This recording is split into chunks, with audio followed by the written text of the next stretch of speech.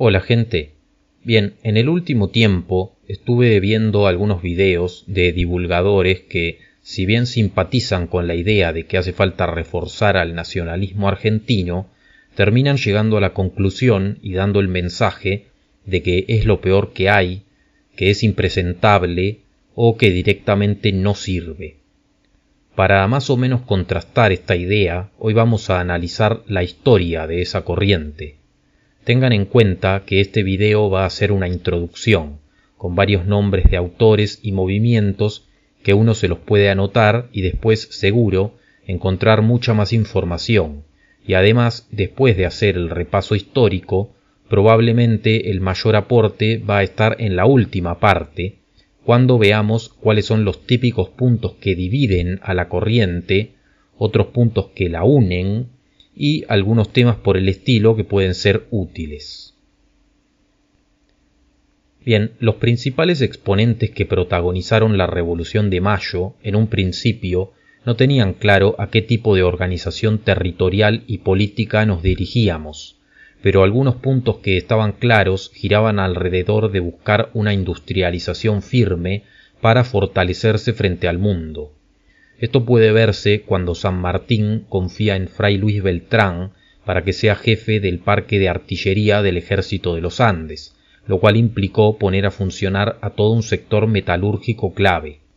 O también lo vemos en las sugerencias de Manuel Belgrano, cuando decía que los países civilizados se cuidan de no exportar materia prima sin antes transformarla localmente, porque de lo contrario crean desocupación en el país de origen y ocupación en el país comprador, frase que normalmente es resumida como no exportemos cuero, exportemos zapatos. Bien, una segunda rama de nacionalismo puede aparecer cuando ya conformados como nación argentina surge uno de los padres del revisionismo histórico en el país, Vicente Quezada. Al repasar la historia, este autor se preguntaba si, con las independencias, no habíamos perdido un poder que anteriormente teníamos. Esto lo llevaba a hablar de una gran Argentina perdida, refiriéndose al virreinato del Río de la Plata. A raíz de este tipo de planteos, la corriente de Quezada es considerada bastante apegada a lo territorial. Incluso entre sus planteos estaba ya la cuestión de la Patagonia, aun cuando todavía no se habían realizado las campañas al desierto. Este autor, vamos a ir viendo a lo largo del video, inauguró una importante tradición revisionista en nuestro país. Típicamente se suele considerar que lo que diferenciaba a los federales de los unitarios era la opción de darle más autonomía e importancia a las diferentes provincias o tener un modelo más centralista manejado desde Buenos Aires.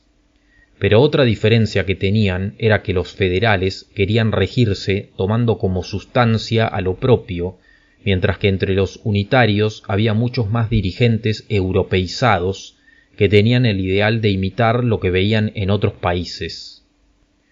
Durante esta etapa es que, en una situación bastante caótica, donde todavía no había una constitución bien clara, aparece la figura de Juan Manuel de Rosas, que tomó popularidad como un dirigente defensor de lo propio, por ejemplo, cuando se enfrentó a Gran Bretaña o a Francia.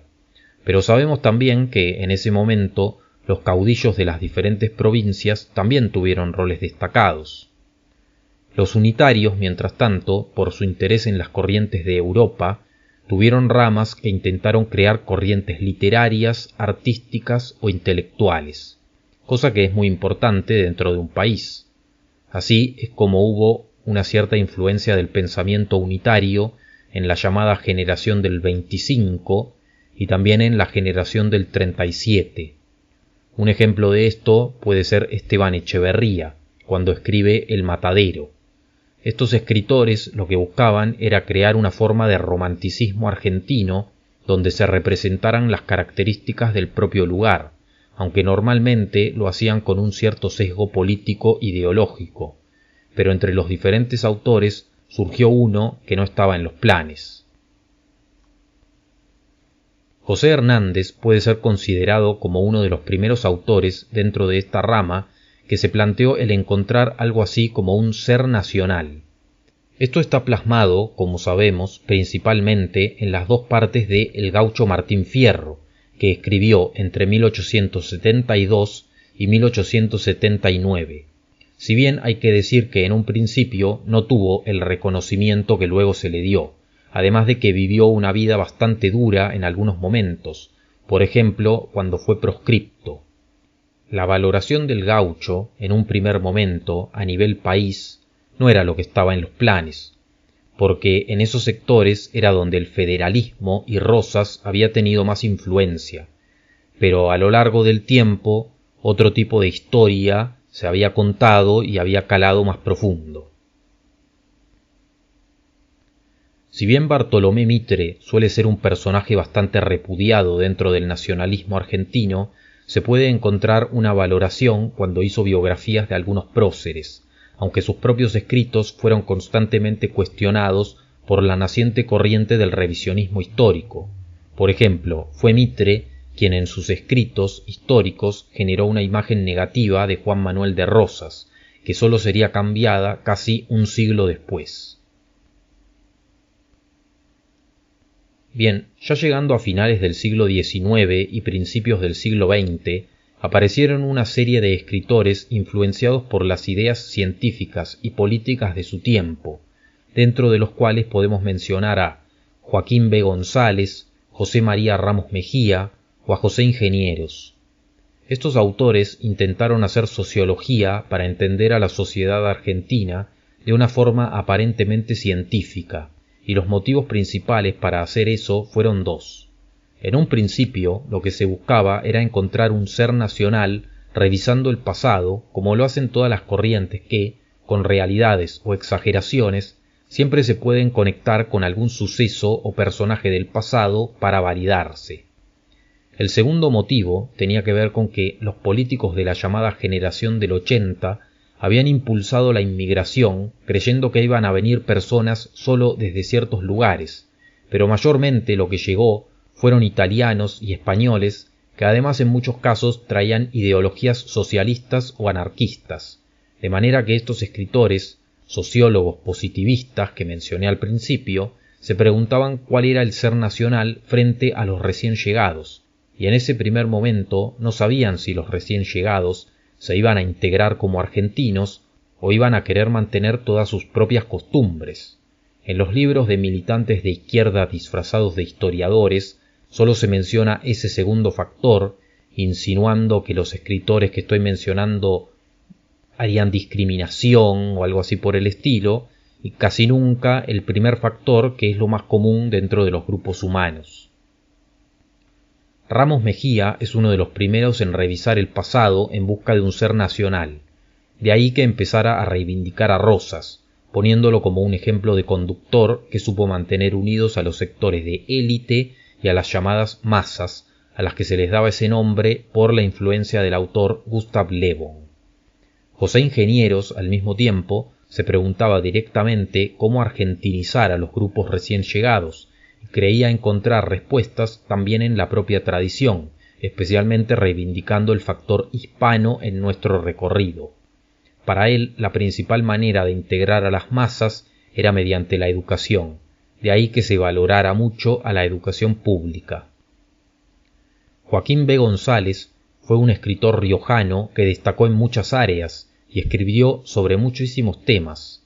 Él también se esforzó en encontrar un ser nacional y llegó a la conclusión de que en nuestras raíces estaban el indígena, el español, el criollo, el negro y las mixturas entre ellos.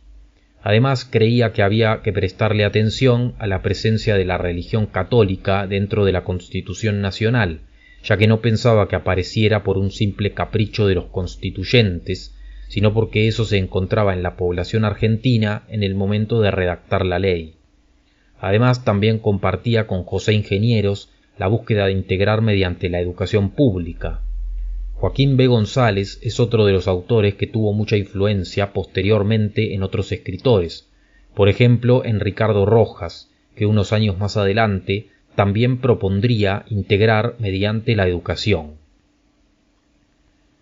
Otro de los influenciados fue Leopoldo Lugones, que en 1913 fue quien propuso considerar al Martín Fierro como un poema épico nacional. Es a partir de ese momento cuando la obra de José Hernández se valoró. Como ya mencioné, antes de ese tiempo solo habría tenido una llegada relativamente pequeña. Bien, Manuel Gálvez fue un autor importante en esos momentos de principios de siglo. Nació en 1882 y su época de mayor influencia fue desde el 1900 a 1950. Tuvo importancia en marcar el agotamiento del modelo agroexportador que era reivindicado por la generación del 80. Además valoró mucho el modo de vida en las provincias y consideró un tanto corrosivo al modo de vida en Buenos Aires. Para él lo gauchesco era algo que estaba en la esencia de lo argentino. En sus puntos de vista mostraba una valoración de lo hispanista y de lo católico. Para él la Iglesia tenía que tener un rol importante y además se tenía que entender con el sector militar. Esto nos puede hacer pensar que Gálvez fue uno de los autores que más influencia tuvo en la corriente que más adelante se llamaría nacionalismo católico argentino. También identificaba a lo británico con lo protestante y a su vez los consideraba enemigos. A Estados Unidos lo veía como una especie de competencia para con nuestro país. Esto también nos deja ver que en sus puntos de vista económicos era cercano al proteccionismo. En sus escritos colaboró con el revisionismo histórico y exaltó a Juan Manuel de Rosas. Durante la década del 20 detestaba a Irigoyen por acercarse demasiado a las masas, aunque luego cambia su punto de vista. Llegando al 45 apoya al peronismo por considerarlo una forma de frenar una posible llegada del comunismo, pero se suele decir que sus ilusiones con el justicialismo se le esfumaron poco tiempo después. Otro autor de la misma época que Manuel Gálvez, pero tal vez mucho menos mencionado, fue Alejandro Bunge, quien habló de varios temas económicos desde una perspectiva académica. Comenzó criticando al modelo agroexportador, también por considerarlo agotado y limitado, y a partir de ahí comenzó a recomendar al proteccionismo. Esto sobre todo después de haber viajado a Alemania y haber entrado en contacto directo con las obras del autor Friedrich List. En todas las naciones civilizadas existe una política económica y social propia que se opone a la influencia del exterior, decía literalmente. Suele decirse que fue uno de los primeros responsables en hacer estimaciones del Producto Bruto Interno y en proponer algún tipo de unión económica sudamericana que varios años más tarde terminaría siendo el Mercosur. En este punto habría que mencionar, al menos rápidamente, la sanción en 1912 de la Ley Sáenz-Peña, que amplió el sufragio a muchos más votantes de los sectores que en ese momento eran considerados la masa. A partir de ese momento, muchos grupos o autores del nacionalismo argentino comenzaron a girar alrededor de ese tema. Un ejemplo de esto podría ser la Liga Patriótica Argentina. Suele decirse que entre sus objetivos estaban el evitar el comunismo y reivindicar lo criollo, el idioma español y la soberanía. Era básicamente una agrupación de particulares que colaboraban y por tener esa característica, en algunos casos puede que se hayan generado situaciones un tanto peligrosas. Participaban trabajadores, estudiantes, maestros y mujeres, entre otros. Entre sus principales actividades estaba el dar conferencias donde pretendían exaltar un sentimiento de argentinidad, pero para ellos esto no iba a ser posible si previamente no se reivindicaba la moral cristiana. Consideraban enemigos al anarquismo, al sindicalismo revolucionario y al socialismo. Otra cosa que intentaban para lograr su objetivo era la utilización del cinematógrafo, donde pretendían que hubiera producción nacional, y la extensión de libros que valoraran lo propio, ya que observaban que lo que se leía era demasiada literatura extranjera, y dentro de eso veían que se estaba dando el auge de ciertas ideologías que pretenden no ver en los hombres a hijos propios del país, sino a abstractos componentes de una hipotética familia internacional. Por ciertas situaciones no del todo bien hechas, el presidente Irigoyen les prohibió la participación durante la década del 20 y para el 30 el grupo ya casi no funcionaba. Suele decirse que sus objetivos no llegaron a lograrse. El presidente Irigoyen fue un personaje complejo y dentro de sus diferentes aspectos podemos encontrar algunas decisiones que lo acercan a posturas nacionalistas. Es él quien manda que no se rindan honores a los Estados Unidos por el trato que le estaba dando a la República Dominicana al pasar una nave por la bahía de Santo Domingo. También le perdona la deuda a Paraguay, que se había contraído durante la llamada Guerra de la Triple Alianza, a la cual no le encontraba el sentido.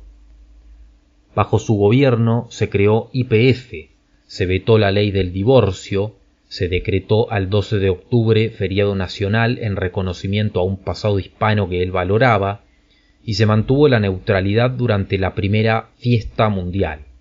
Además fue uno de los primeros presidentes en prestarle especial atención a las clases medias bajas.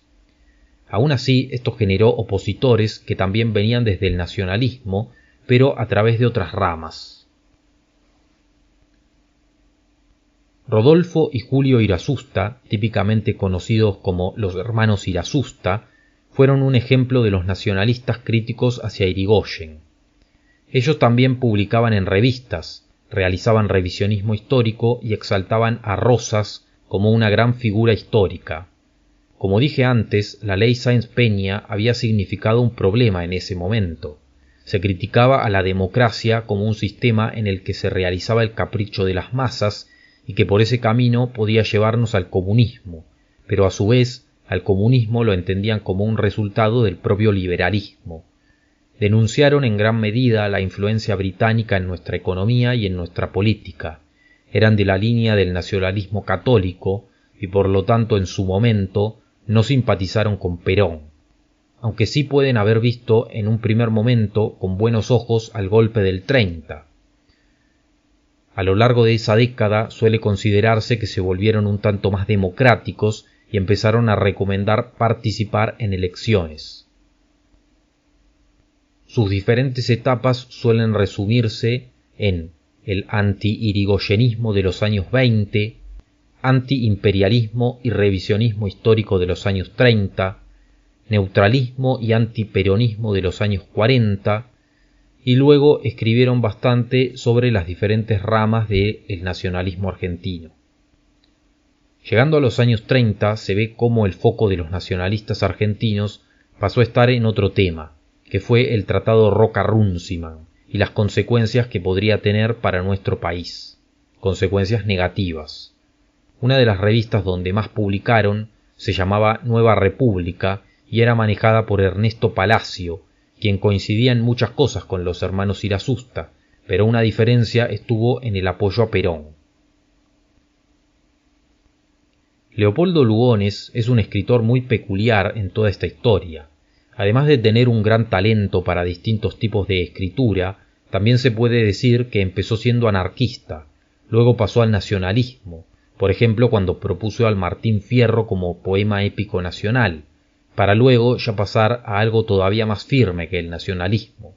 Algunos consideran que tenía algunos puntos de vista reaccionarios y que con sus escritos logró tener influencia en ciertos sectores militares donde se encontraba, entre otros, José Félix Uriburu. Y esto puede haberse dado porque Lugones creía que una especie de aristocracia guerrera militar era el bando ideal para gobernar en esos momentos, y también porque veía problemas con la democracia. Bien, Uriburu formaba parte de un sector del ejército que en un principio veía a la democracia como un sistema totalmente ineficiente. La gente votaba viendo todo desde sus propias conveniencias personales y olvidando a la nación. La idea entonces fue dar un golpe al presidente Irigoyen y buscar un modelo del tipo corporativista que algunos creen que tenía inspiración en lo que estaba ocurriendo en Italia en ese momento. Se tenía rechazo tanto al comunismo como al liberalismo, y por algunas citas que se pueden encontrar, parecen haber tenido algunas críticas antimodernas. No se creía, por ejemplo, que Irigoyen hubiera manejado bien a las huelgas constantes que se llevaban a cabo, y producto de todo esto se veía al izquierdismo cada vez más cerca del poder.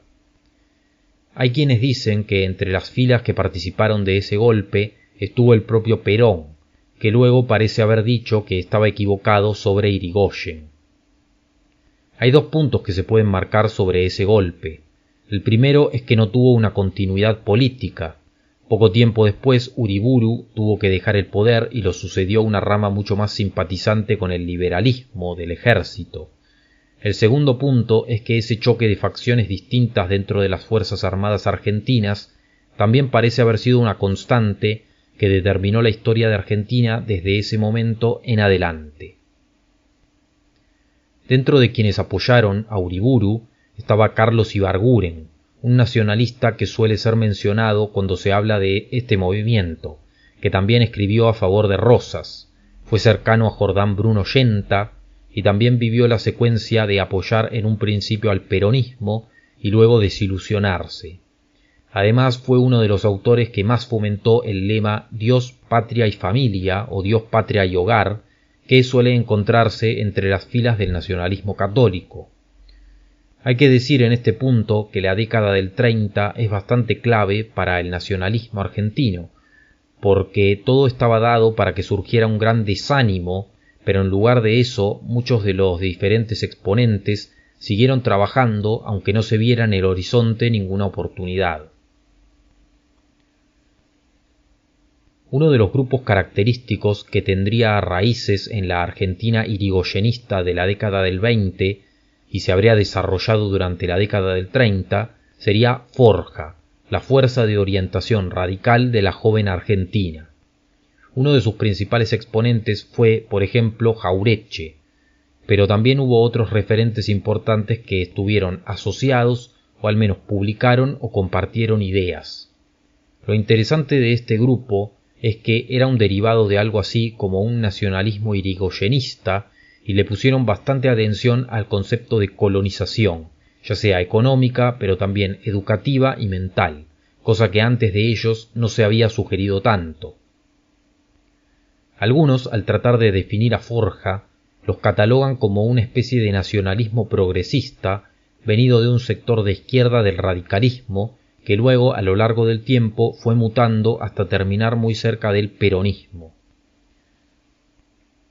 Formaron parte, pasaron cerca o estuvieron fuertemente influenciados por el trabajo de Forja referentes como Abelardo Ramos, que defendía una izquierda nacional, al legado español en Argentina y al revisionismo, Hernández Arregui, que también provenía de un sector de la izquierda del radicalismo, Scalabrini Ortiz, que criticaba al modelo agroexportador, simpatizaba con Irigoyen, posteriormente siguió a Perón y denunciaba al imperialismo en el sector de las exportaciones, el transporte y en la cultura, Fermín Chávez, que escribió mucho sobre Rosas y Perón, demostrando por ejemplo que en el gobierno de Rosas se promovió la cultura y además al analizar a Forja los consideró un protoperonismo, Jauretche, que era muy talentoso para la comunicación, apoyó abiertamente al peronismo y en gran medida es quien más se dedicó a divulgar la idea de la colonización mental y pedagógica. Habría que hacer una mención especial para otro referente interesante de esa época que fue Manuel Ugarte, quien en parte también provenía de una izquierda nacional. Él tuvo la oportunidad de recorrer América y al llegar a Estados Unidos entendió que había un plan para definitivamente dominar al resto del continente, pero en ese momento a esa idea la rechazaron los propios socialistas, ya que lo que proponía Ugarte era una izquierda con mirada nacional, pero los socialistas simpatizaban más con el internacionalismo. Durante los años 30, otra corriente que tuvo importancia dentro del nacionalismo fue la Alianza de la Juventud Nacionalista. Este grupo llegó a tener bastante llegada y hay quienes especulan con que es verdaderamente el antecedente más directo del peronismo. Esta idea se dice por su clara intención de llegar a los llamados sectores populares. Para lograr ese objetivo se propusieron tener mucha presencia en las calles y de esa manera ganárselas a los comunistas. También llegaron a ser importantes en el sector juvenil universitario. Además tuvieron el suficiente tiempo para desarrollarse. En algunas fuentes se dice que sus orígenes estarían en una agrupación creada por Uriburu llamada Legión Cívica. Estaban en contra de la injerencia de Gran Bretaña, organizaron marchas bastante multitudinarias, tenían una rama femenina y llegaron a presentarse con algunas listas, dentro de las cuales creo haber encontrado al padre Castellani. Una vez que surge el peronismo, su importancia bajó mucho. Otro punto importante de los años 30 puede ser el crecimiento de Manuel Fresco, quien en un principio se hizo conocido por pertenecer a un sector conservador algo nacionalista que tenía un cierto número de seguidores. Varios de sus propios seguidores posteriormente apoyaron a Perón. Hay que recordar que Fresco fue gobernador de la provincia de Buenos Aires entre el 36 y el 40. Bien, para entender el fenómeno de Perón, primero hay que saber que en la década del 40 nuevamente aparecen en escena las divisiones internas entre diferentes partes de las Fuerzas Armadas. En este caso, un nuevo grupo da un golpe y como sabemos ese grupo fue el GOU, que normalmente se cree que significa Grupo de Oficiales Unidos, y lo habrían dado con la intención nuevamente de evitar la posible llegada del comunismo al país, especialmente si se daban las elecciones en las que un candidato llamado Costas podía ganar. Esta corriente estaba compuesta por militares que, si bien no pensaban todos igual, tenían más tendencia hacia lo nacionalista. Entre ellos se encontraba Perón, que en un principio no tomó demasiado protagonismo y ocupó cargos relacionados con el trabajo, pero posteriormente, con el tiempo, fue tomando cada vez más fama, tal vez porque desde su posición logró entender y compenetrarse con los grupos obreros. Así es como fue seguido y se pudo ganar a la gente, de manera que cuando se lo intentó frenar ya era tarde y posteriormente ganó las elecciones. Algunas fuentes consideran que Perón es algo así como la condensación o la mezcla perfecta entre las diferentes ramas que fuimos analizando anteriormente. En su pensamiento había parte de la llegada popular que proponían Forja y la Alianza de la Juventud Nacionalista, con un trasfondo militar firme que algunos habían esperado en el 30 y que creían que era necesario para anular al anarquismo y al socialismo, con una doctrina que decía ser profundamente humanista y profundamente cristiana, además de que Perón heredó los resultados de un ligero proceso de sustitución de importaciones que había empezado para maniobrar desde los años 40, y la situación de Argentina frente a los conflictos en Europa era una correcta neutralidad que había declarado el presidente Castillo, lo cual para el año 45 significó presentarse como una tercera posición frente a la división en dos que se estaba dando en el mundo entre comunistas y capitalistas. En este video no voy a explicar en qué consiste a fondo la corriente peronista, porque eso tendría que estar en un video aparte. Lo que sí se puede decir es que es una corriente que no se trató solo de Perón. Por ejemplo, detrás de su doctrina hubo pensadores como Arturo Sampay, el padre Benítez, la propia Eva Perón o Nimio de Anquín. Además, habría que decir que la historia del nacionalismo en ese momento tiene un antes y un después. Hasta ese momento hubo una gran cantidad de producciones literarias que estuvieron enfocadas, por ejemplo, en el revisionismo histórico, resaltando la figura de Rosas, por decir un caso. Después de Perón, el propio concepto de nacionalismo en Argentina o bien quedó eclipsado porque no se termina de entender exactamente su razón de ser, o bien, especialmente en el caso del nacionalismo católico, comenzó a reaccionar en contra de la figura de Perón, con lo cual en ese caso podemos encontrar una de las primeras grandes fisuras claras dentro del movimiento. Nacionalistas católicos como Jordán Bruno Yenta, los hermanos Irasusta o el padre Meinbiel, o más adelante Carlos Saccheri o Antonio Caponetto en la actualidad incluso, le han criticado al peronismo su pragmatismo, el cual ellos entendían como maquiavelismo, su división de la sociedad entre oligarquía versus pueblo, su populismo, al cual veían como demagogia, su tolerancia y cercanía con la izquierda o el trato con los sindicatos. En la década del 60 habría que destacar un cierto mantenimiento que los gobiernos radicales supieron hacer de la industrialización en Argentina, que todavía en la década del 70, cuando vuelve Perón y luego María Estela Martínez de Perón, todavía se mantenía. Y para los que tengan dudas de cómo fueron esos gobiernos de los 70, especialmente el de María Estela, les recomiendo los libros de Diego Masieri, que tiene muy estudiada esa época y además es un tipo joven que siempre lamento que no se haga su propio canal. El desmantelamiento podríamos decir que empezó a partir del 76, cuando otra vez podemos ver en escena a otra facción del ejército entrando en acción. Es verdad que luego de eso puede que se haya exaltado bastante un sentimiento patriótico con Malvinas, o que incluso a partir de los 90 todavía hubiera algo con los Carapintadas, o con Menem simulando ser algo así como un nuevo caudillo riojano solo en campaña. Pero la realidad es que entre la política cultural y económica de Alfonsín, los tratados de Madrid a principios de los 90, las privatizaciones de Menem y el debilitamiento a las Fuerzas Armadas entre él y el kirchnerismo, sumado a el proceso de impostura por parte del propio Menem y luego por parte de los kirchneristas del concepto de peronismo, todo esto, en mi opinión, hizo que el nacionalismo entre en un ocaso bastante grande entre los 90 hasta más o menos el 2015. Está bien que durante ese tiempo sobrevivieron varias revistas, hubo autores e incluso están las explicaciones bastante proféticas de Seineldin, pero en términos de llegada e influencia, todo el trabajo y producción que se hizo desde 1900 a 1950 aproximadamente parece haber tenido mucho más peso que lo que se tuvo entre los 90 hasta el 2015. ¿Por qué pienso que las cosas empezaron a cambiar desde el 2015 en adelante? Bueno, porque creo que varios nacionalistas, ya pertenecientes sobre todo a la generación baby boomer, supieron ver en los formatos audiovisuales una oportunidad para difundir ideas, y la realidad es que creo que sin tener grandes medios, todavía hasta hoy hay un ligero crecimiento, y a diferencia de lo que muchos piensan, es una corriente que tiene una proporción de gente joven bastante grande, aunque, como dije al principio, un poco desanimada o pesimista con la idea de que se pueda hacer algo.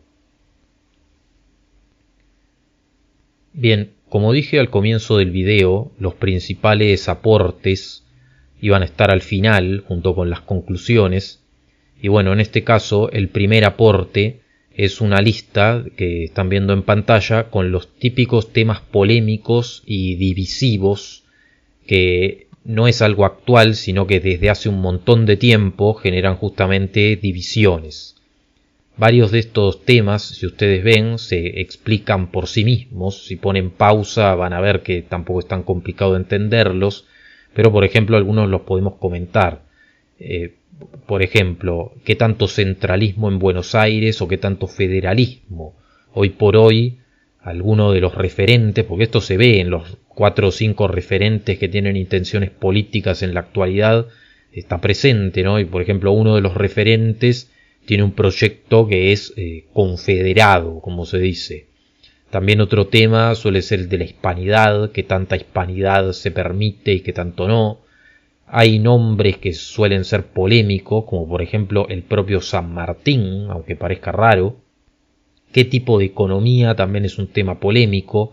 Hoy por hoy, por ejemplo, alguno de los referentes habla de un capitalismo nacional, podríamos decir, y otros repudian eso porque dicen no, en la marcha peronista se habla de combatir el capital.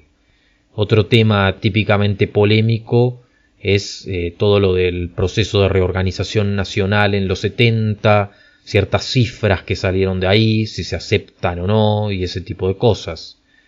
¿Qué tan cerca se puede estar de otras agrupaciones, como por ejemplo el kirchnerismo?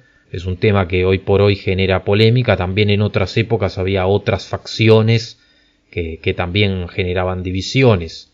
¿Cuánto grado de catolicismo? Eso también divide. De hecho, el nacionalismo católico va por un lado y el peronismo va por otro. Las diferencias generacionales también son algo importante porque, por ejemplo, la gente más de mi edad valora ciertas cosas que la gente más grande se nota que no le presta atención, y ahí hay digamos, una división muy grande. También cuando sale Dugin en temas de conversación, también se pudre todo, porque hay gente que lo odia a Dugin y hay otra que lo valora, y ahí se genera un cruce medio difícil de solucionar. O por ejemplo, otro tema es qué tan cerrado o qué tan abierto tiene que ser el proyecto. Hay gente que está muy en contra de que vengan personas de otros países, y hay otros que los quieren integrar. El segundo aporte que puedo dar en estas conclusiones es una lista mucho más chica de puntos que yo encuentro que hay en común. Por ejemplo, a Juan Manuel de Rosas es bastante sorprendente que se lo valora prácticamente en todas las áreas del nacionalismo argentino. Hay mucha más polémica con Perón y con San Martín que con Rosas, y a su proyecto federal en general también se lo apoya. Malvinas es un símbolo nacional que normalmente une a todos los nacionalistas, y muchas veces también hay opiniones compartidas sobre todo lo que, rápidamente hablando, podríamos decir que es algo así como un bando anglosajón, su tradición y algunos de sus principales líderes históricos. No es algo contra la gente común, sino contra esos líderes en general. Y supuestamente debería haber puntos en común alrededor del tema provida y de no ser progre, aunque yo me permito dudar de si eso es tan así, porque algunos de los referentes no se dan que sospechar en eso. El tercer aporte sería enumerar quiénes corren por derecha y quiénes corren por izquierda a toda esta corriente. Generalmente los tradicionalistas ebolianos y los tradicionalistas católicos que no se politizan te van a querer correr un poco, digamos, se podría decir por derecha, en el sentido de que te van a decir que ellos pertenecen a la tradición y que vos, al reivindicar a la nación, vas por el lado de la modernidad. Los conspirativos te van a querer correr siempre como que ellos son más antisistema que vos, y que entonces uno estaría creyendo en falsas disidencias. Y a mi entender, todo el resto de grupos que hay siempre te van a querer correr por izquierda, siempre te van a querer acusar de ser, no sé, tal vez autoritario o algo así. La única excepción media rara que se puede dar es cuando uno habla con libertarios, que en algún punto te van a acusar de estar a la izquierda, te van a decir de que sos un socialista porque en alguna medida defendés el Estado. Y el cuarto aporte que se me ocurre es como una especie de popurrí de varios temas que me quedaron y que no entraban en ninguna categoría, como por ejemplo valorar al heavy metal argentino, que por algún motivo tiene una carga patriótica bastante grande. Recordar qué temas se pueden hablar con los propia tropa y qué temas hay que saberlos hablar con el resto de la gente, porque hay personas que recién se inician en todo esto y que hay cosas que no las entienden. No me parece que sea una buena idea simular que se vive en una época o en una zona donde en realidad no se vive. A mí no le encuentro mucho sentido a disfrazarme de gaucho o algo así en pleno 2024 en el medio de la ciudad. Hay que aprender todo el lenguaje relacionado con la economía, porque ese es un ambiente que está muy dominado por los liberales. No hay que despreciar ni lo intelectual ni tampoco a lo influencer. Hay que saber también que hace falta un programa más realista y no solo hablar de principios, que eso es una cosa que pasa mucho. Una vez que se tienen claros los principios hay que tener una estrategia en el mundo real. Y por último, lo último que se me ocurre es que hay que revalorizarse, porque como dije en un principio, mucha gente está diciendo que esto es lo peor que hay, pero cuando uno estudia la historia de esta corriente, encuentra que en realidad se instalaron un montón de consignas desde ahí, que después fueron tomadas. Hubo gobiernos que directamente fueron nacionalistas y significaron mucho en nuestra historia, y en la actualidad, por ejemplo, una consigna que se está usando es la de dividir entre globalismo versus patriotismo. Entonces hay aciertos, hay cosas que son valiosas históricamente y que no hay que despreciarlas. Así que bueno, estaría interesante que dejen lo que piensan en comentarios. Gracias por ver este video y nos vemos en el próximo. Un saludo.